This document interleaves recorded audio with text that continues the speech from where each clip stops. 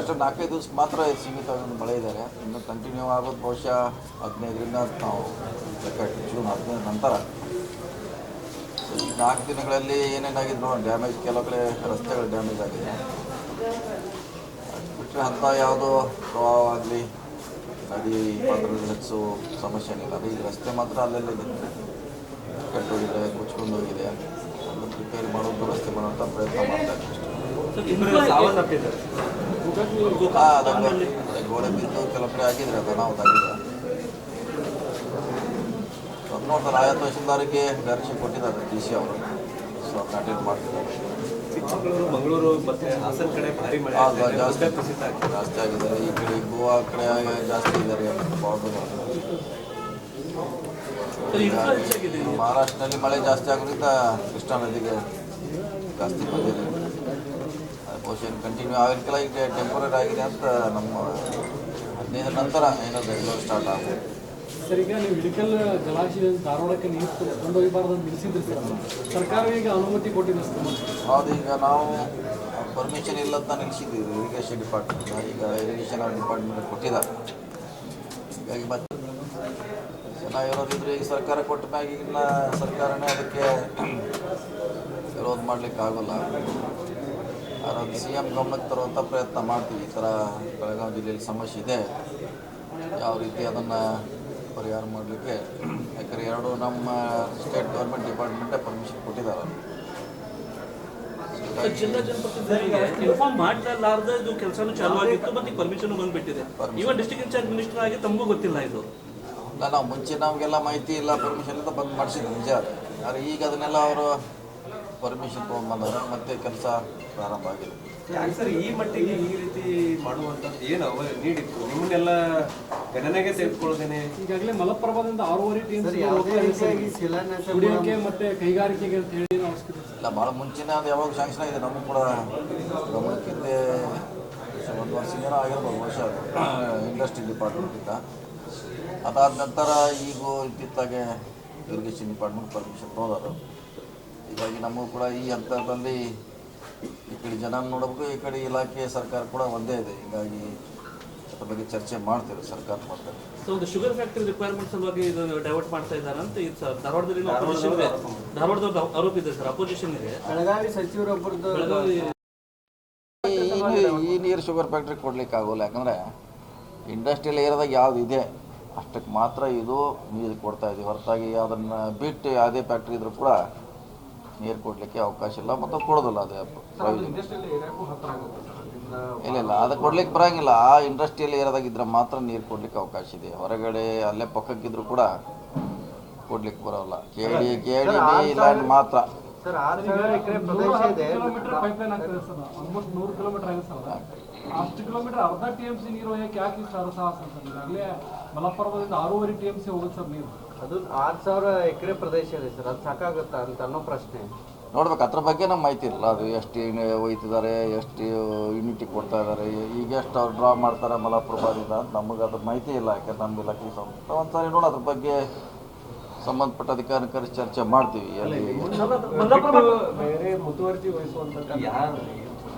ಗೊತ್ತಿಲ್ಲ, ನಮಗೂ ಗೊತ್ತಿಲ್ಲ. ನಮಗೂ ಯಾಕಂದ್ರೆ ಮುಂಚೆ ಆಗಿದ್ದು ನಮ್ಮ ಗಮನಕ್ಕೆ ಬರೋಕ್ಕಿಂತ ಮುಂಚೆನೇ ಅದು ಟೆಂಡರ್ ಆಗಿತ್ತು, ಅಲಾಟ್ ಆಗಿತ್ತು. ಹೀಗಾಗಿ ನಮ್ಮ ಗಮನಕ್ಕಿಲ್ಲ. ಅದ್ರ ಬಗ್ಗೆ ಒಂದ್ಸಾರಿ ನೀವು ಹೇಳ್ದಂಗೆ ಮಾಹಿತಿ ಇಲ್ಲ. ಧಾರವಾಡದ ಅಧಿಕಾರಿ ಕರೆಸ್ಬೇಕಾಗುತ್ತೆ, ಕರೆಸಿ ಒಂದ್ಸಾರಿ ಚರ್ಚೆ ಮಾಡ್ತೀವಿ. ಸರ್, ಈಗ ಮಲಪ್ರಭಾದಲ್ಲಿ ಆಲ್ರೆಡಿ ಸೆಟಪ್ ಇರುವಾಗ ಹಿಡ್ಕಲ್ದಿಂದ ಒಯ್ಯೋದೇನು ಅವಶ್ಯಕತೆ ಇಲ್ಲ. ಅದನ್ನೇ ಕೇಳಲ್ಲ. ಅದೇ ಒಂದು ಸಭೆ ಮಾಡ್ತೀವಿ. ಅದು ಎಷ್ಟು ರಿಕ್ವೈರ್ಮೆಂಟ್ ಇದೆ, ಈಗಿರುವಂಥದ್ದು ಎಷ್ಟು ಸಫಿಷಿಯೆಂಟ್ ಇದೆ, ಹೆಚ್ಚಿಗೆ ಅದಕ್ಕೆ ಒಯ್ತಿದ್ದಾರೆ ನೋಡೋದು ಚೆಕ್ ಮಾಡೋದು. ಸರ್, ಈಗ ಮಹದಾಯಿ ವಿಚಾರದಾಗ ಕೆಲವೊಂದಿಷ್ಟು ಪಟ್ಟಭದ್ರ ಹಿತಾಸಕ್ತಿಗಳು ಇಲ್ಲಿ ಸಭೆಗಳನ್ನು ಮಾಡುವಂಥದ್ದು, ರೈತರನ್ನ ವಕ್ಲೆಬ್ಸುವಂಥದ್ದು, ಅದನ್ನು ಹೋಗಿ ಸುಪ್ರೀಂ ಕೋರ್ಟಿಗೆ ಸಲ್ಲಿಸುವಂಥದ್ದು ಈ ರೀತಿ ನಡೀತಾ ಇದೆ ಸರ್. ಸೊ ಅದೇನಾದ್ರೂ ನಿಮ್ಮ ಗಮನಕ್ಕೆ ಬಂದಿಲ್ಲ? ಇಲ್ಲಿ ಅದು ನಮ್ಮ ಭಾಗದಲ್ಲಿ ಯಾರಿಗೂ ನಾವು ರೈತರನ್ನ ಹೊರಗೆ ಹಾಕುವಂಥ ಪ್ರಯತ್ನ ಇಲ್ಲಿ ನಡೀತಾ ಇಲ್ಲ. ಅಲ್ಲ, ನಡೀತಾ ಇಲ್ಲ. ಬಟ್ ಅದನ್ನ ಕೆಲವೊಂದಿಷ್ಟು ಪರಿಸರವಾದಿಗಳು ಅಂತ ಹೇಳ್ಬಿಟ್ಟು ಕ್ರಿಯೇಟ್ ಮಾಡ್ತಾ ಇದ್ದಾರೆ ಸರ್. ಆ ರೀತಿ ಇಲ್ಲ ನೋಡಿ, ನಮ್ಮ ಗಮನಕ್ಕೆ ಬಂದರೆ ನೀವು ಏನಾದ್ರು ಮಾಹಿತಿ ಕೊಟ್ಟರೆ ನೋಡೋಣ. ಖಾನಾಪುರದಲ್ಲಿ ಹೋರಾಟದ ಮುಂಚೆಯಲ್ಲಿ ತಮ್ಮ ಹಿಂಬಾಲಕರು ಇದ್ದಾರೆ ಸರ್. ಹೋರಾಟ ಮಹದಾಯಿ ವಿರೋಧಿಸಿ ಹೋರಾಟದಲ್ಲಿ ತಮ್ಮ ಹಿಂಬಾಲ ನೋಡೋಣ, ಚೆಕ್ ಮಾಡೋಣ. ಡಿ ಸಿ ಅವ್ರಿಗೆ ಹೇಳೋಣ, ಅದು ಏನೋ ಚೆಕ್ ಮಾಡಿ ಒಂದ್ಸಾರಿ ಅವ್ರು ಏನಿದೆ ಕರೆಸಿ ಒಂದ್ಸಾರಿ. ಮೊನ್ನೆ ಖಾನಾಪುರದಾಗ ಸಭೆ ಮಾಡಿದ್ದಾರೆ, ಅದನ್ನ ಹೋಗಿ ಸುಪ್ರೀಂ ಕೋರ್ಟಿಗೆ ಸಲ್ಲಿಸುವಂಥದ್ದು. ಅಂದ್ರೆ ರೈತರ ವಿರೋಧ ಇದೆ ಮಹದಾಯಿಗೆ, ಆ ಭಾಗದ ರೈತರದ್ದೇ ವಿರೋಧ ಇದೆ ಅನ್ನುವಂಥದ್ದನ್ನ ಪ್ರೆಸೆಂಟೇಷನ್ ಮಾಡ್ತಾರೆ. ಇಲ್ಲ, ಮೊನ್ನೆ ಬಂದಿರೋ ಅಲ್ಲಿ ಮಂತ್ರಿಗಳು ಬಂದಾಗ ಒಂದು ಪ್ರೆಸೆಂಟೇಷನ್ ಕೊಟ್ಟಿಲ್ಲ, ಅಲ್ಲಿ ಕೊಟ್ಟರು. ಅದು ನೀರು ಡೈವರ್ಟ್ ಆಗೋದ್ರಿಂದ ಈ ಪರಿಸರ ಮೇಲೆ ಗಿಡ ಮರ ಬೆಳಿಲಿಕ್ಕೆ ತೊಂದರೆ ಆಗ್ತದೆ ಅಂತ ಒಂದು ಪ್ರೆಸೆಂಟೇಷನ್ ಕೊಟ್ಟಿದ್ದಾರೆ. ಅದನ್ನು ಅವರು ಮಂತ್ರಿಗಳು ಕೂಡ ಬೆಂಗಳೂರಿಗೆ ಬರ್ರಿ ಅಂತ ಚರ್ಚೆ ಮಾಡೋದು ಕೂಡ ಹೇಳಿದ್ದಾರೆ. ಸರ್, ಇದೇ ಪರಿಸರವಾದಿಗಳು ಗೋವಾ ತಮ್ಮಣ್ಣರಿಗೆ ಯಾವುದೇ ರೀತಿಯಾದಂಥ ವಿರೋಧ ಮಾಡೋದಿಲ್ಲ, ಮಹದಾಯಿಗೆ ಮಾತ್ರ ವಿರೋಧ ಮಾಡ್ತಾರೆ. ಇಲ್ಲ, ಅದ್ರ ಬಗ್ಗೆ ನಾವು ಗಮನ ಹರಿಸ್ತೇವೆ. ಹಂಗೇನು ಯಾರು ಕೂಡ ರಾಜಾರೋಷವಾಗಿ ಬಂದು ಮೀಟಿಂಗ್ ಮಾಡ್ತಾ ಇದ್ದಾರೆ ಸರ್. ಗೋವಾ ಪರಿಸರವಾದಿಗಳು ಗೋವಾ ಫಂಡಿಂಗ್ ಹೋರಾಟಗಾರ ಅಂತ ಬಿಂಬಿತ ಇದೆ ಸರ್, ಗೋವಾ ಫಂಡಿಂಗ್ ಹೋರಾಟ. ಇಲ್ಲ, ಅದ್ರ ಬಗ್ಗೆ ಡಿ ಸಿ ಅವ್ರಿಗೆ ಹೇಳ್ತೀವಿ ಇನ್ನೊಂದ್ಸಾರಿ. ಯಾಕಂದ್ರೆ ಮಣ್ಣಿ ಕೂಡ ನಾವು ಬಂದಾಗ ನಮಗೂ ಕೂಡ ಕೊಟ್ಟಿದ್ರು ಅವರು, ಯಾಕೆ ಮಾಡಬಾರ್ದು, ಏನು ಸಮಸ್ಯೆ ಅಂತ. ಬಟ್ ಸರ್, ಇದು ಪರಿಸರವಾದಿಗಳು ಅದ ರೆಸಾರ್ಟ್ಸ್ ಫಾರ್ಮ್ ಹೌಸ್ ಸರ್ ಜಾಂಬೋಟಿಯಿಂದ ಹಿಡಿದು ಗೋವಾವರೆಗೆ ಇದೆ ಸರ್. ಅವ್ರಿಗೆ ತೊಂದರೆ ಅಪೋಸ್ ಮಾಡೋದು ಇವ್ರು ವೈಲ್ಡ್ ಲೈಫ್ ಡಿಸ್ಟರ್ಬ್ ಮಾಡ್ತಾ ಇದ್ದಾರೆ, ಅದನ್ನ ಒಪ್ಪಂಗಿಲ್ಲ. ಇಲ್ಲ, ಅದನ್ನ ನಾವು ಅದನ್ನ ನೋಡ್ಲ, ನಮಗೆ ನೀರು ಬೇಕಾದ್ ನಮಗೆ ಭಾಳ ಮುಖ್ಯ. ಅದ್ರ ಬಗ್ಗೆ ಗಮನ ಹರಿಸ್ತೀವಿ ನಿಮಗೆ ಹೇಳಿದ್ರೆ. ಯಾಕಂದ್ರೆ ನೀವು ಕೂಡ ಅದ್ರ ಬಗ್ಗೆ ಸಾಕಷ್ಟು ಕಾಳಜಿ ತೋರಿಸ್ಕೊಂಡು ಬಂದಿದ್ದೀರಿ ಸರ್.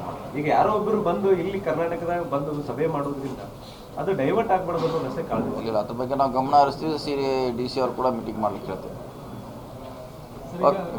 ವಿದ್ಯುತ್ ಯಾರ ವಶ ಇಲ್ಲ, ಡೈರೆಕ್ಟರ್ ವಶ ಐತೆ ಅಷ್ಟೇ. ಅಲ್ಲ, ಅದು ಪ್ಯಾನಲ್ ಚೇಂಜ್ ಆಯ್ತು, ಅಲ್ಲಿ ರೂಲಿಂಗ್ ಪ್ಯಾನಲ್ ಚೇಂಜ್ ಆಯ್ತು. ಯಾರು ನಮ್ದು ಇಲ್ಲ, ಜೊಲ್ಲೆ ಅವ್ರದ್ದು ಇಲ್ಲ, ಕತ್ತೆಗಳದಿಲ್ಲ, ಯಾರು ಅವರವರ ಬಂಡಾಯ ಇದ್ದಾರೆ. ಬಂಡಾಯದ 10 ಜನ ಮಾಡ್ಕೊಂಡಾರ, ಯಾವ ಗುಂಪು ಇಲ್ಲ. ಅದೇನು ಜನಪ್ರತಿನಿಧಿಗಳ ಗುಂಪು ಅಷ್ಟೇ ಅದು. DCC ಬ್ಯಾಂಕ್ ಆದ್ಮೇಲೆ ಒಮ್ಮೆ ಎಲ್ಲ ಚೇಂಜ್ ಆಗುತ್ತೆ. ಇಲ್ಲ, ಆ DCC ಬ್ಯಾಂಕು, ಶೀರಾ ಶುಗರ್ ಫ್ಯಾಕ್ಟ್ರಿ ಕತ್ತಿ ಬೇರೆ, ಈ ಸ್ಟೋರಿನ ಬೇರೆ ಅದು.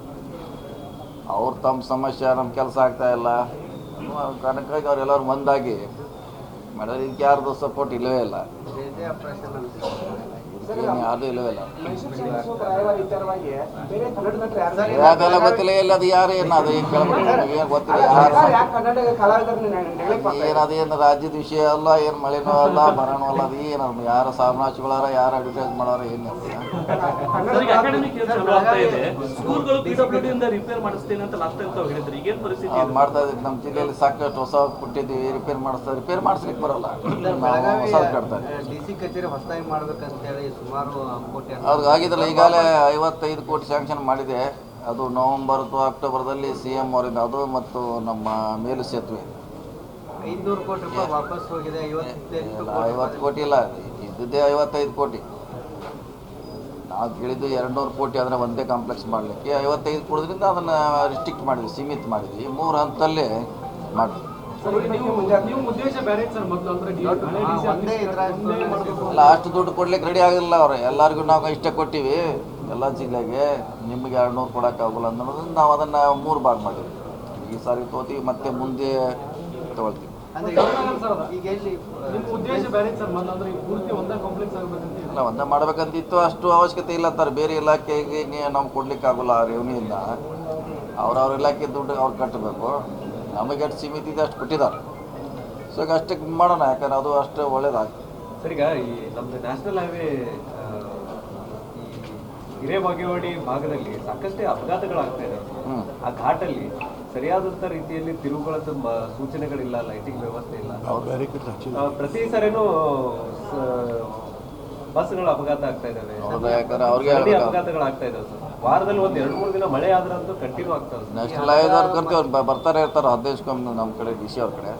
ಸೊ ಅದ್ರ ಬಗ್ಗೆ ಪ್ರಿಕಾಷನ್ ತೊಗೊಳಕ್ಕೆ ಹೇಳಿ, ಯಾಕಮ್ಮ ಈಗ ಮಳೆ ಸ್ಟಾರ್ಟ್ ಆಯ್ತಲ್ಲ, ಈಗ ಆಗೋದ್ರಿಂದ ಇನ್ನೂ ಆಕ್ಸಿಡೆಂಟ್ ಜಾಸ್ತಿ ಆಗ್ತಾವೆ. 4 ತಾಸು ಬಂದಿದೆ ಸರ್, ಅಷ್ಟೇ ಸರಣಿ ಅಪಘಾತ ಆಗಿದೆ ಸರ್. ಇಮಿಡಿಯೇಟ್ ಅವರು ದಿನ ಆಗ್ತಾ ಇದೆ ಸರ್. ಅದನ್ನೆಲ್ಲ ತಂದು ಅದು ಎತ್ತುವಂಥ ಕೆಲಸ ಫಾಸ್ಟ್ ಆಗಬೇಕಲ್ಲ, ಲೇಟ್ ಆಗೋದ್ರಿಂದ ಆಗಿರ್ಬೋದು. ಮಣ್ಣು ತುಂಬ ಲಾರಿ ಸರ್, 4 ತಾಸು ಬಂದಿದೆ. ನೋಡೋಣ, ಈ ಸಾರಿ ಅವ್ರಿಗೆ ಜಾಸ್ತಿ ಪ್ರಿಕಾಷನ್ ತೊಗೊಳಕ್ಕೆ ಹೇಳ್ತಾರೆ ಅವ್ರು ನ್ಯಾಷನಲ್ ಹೈವೇದವ್ರು. ಮತ್ತೆ ಇಲ್ಲಿ ಕೆಲಸ ನಡೀತಾ ಇದೆ, ಅದು ಸರ್ವಿಸ್ ರೋಡಲ್ಲಿ ತಗ್ಗು ಗುಂಡಿ ಬಿದ್ದರೂ ಕೂಡ ತೆಗೆದು ನೋಡಲ್ಲ ಸರ್. ಯಾವುದ್ರೆ ಈ ಕಡೆ ನಮ್ದು ಬೆಳಗಾವಿಯಿಂದ ನಿಪ್ಪಾಣಿ ಕಡೆ ಕೆಲವೊಂದಿಷ್ಟು ಈಗ ಮಳೆ ಸ್ಟಾರ್ಟ್ ಆಗಿದೆ, ತಗ್ಗು ಗುಂಡಿ ಬಿದ್ದಿದ್ದು. ಅಟ್ಲೀಸ್ಟ್ ಅದನ್ನು ಮುಚ್ಚುವಂಥದ್ದು ಸರ್, ಮಣ್ಣು ಬಿಟ್ಟು. ನಾವು ಈಗಾಗಲೇ ಹೇಳಿದ್ವಿ, ಕೆಲ ಕಡೆ ಹೇಳಿದ ಮ್ಯಾಗ ಸ್ವಲ್ಪ ಕೂಡ ರಿಪೇರಿ ಮಾಡಿದಾರೆ ಲಾಸ್ಟ್ ಟೈಮು. ಈಗ ಕೂಡ ಹೇಳ್ತೀವಿ, ಮತ್ತೆ ಹೇಳ್ತೀವಿ. ರಾಜ್ಯದಲ್ಲಿ ಮತ್ತೆ ಕೋವಿಡ್ ಪ್ರಕರಣಗಳು ಹೆಚ್ಚಾಗ್ತವೆ. ಇದೇ ಈಗಾಗಲೇ ನಮ್ಮಲ್ಲಿ 2 ದಾಖಲೆ ಏನೋ ಆಗಿದೆ ನಮ್ಮ ಸರ್ಕಾರಿ ಆಸ್ಪತ್ರೆಯಲ್ಲಿ. ಸೊ ಅಂಥ ಸಿವಿಯರ್ ಏನಿಲ್ಲ ರೀ, ಅವ್ರಿಗೆಲ್ಲ ಟ್ರೀಟ್ಮೆಂಟ್ ಕೊಟ್ಟು ಕಳಿಸ್ತಾ ಇದ್ದೀವಿ. ಸೊ ಪ್ರಿಕಾಷನ್ ತೊಗೋಬೇಕಷ್ಟೇ, ಸಿವಿಯರ್. Okay, thank you.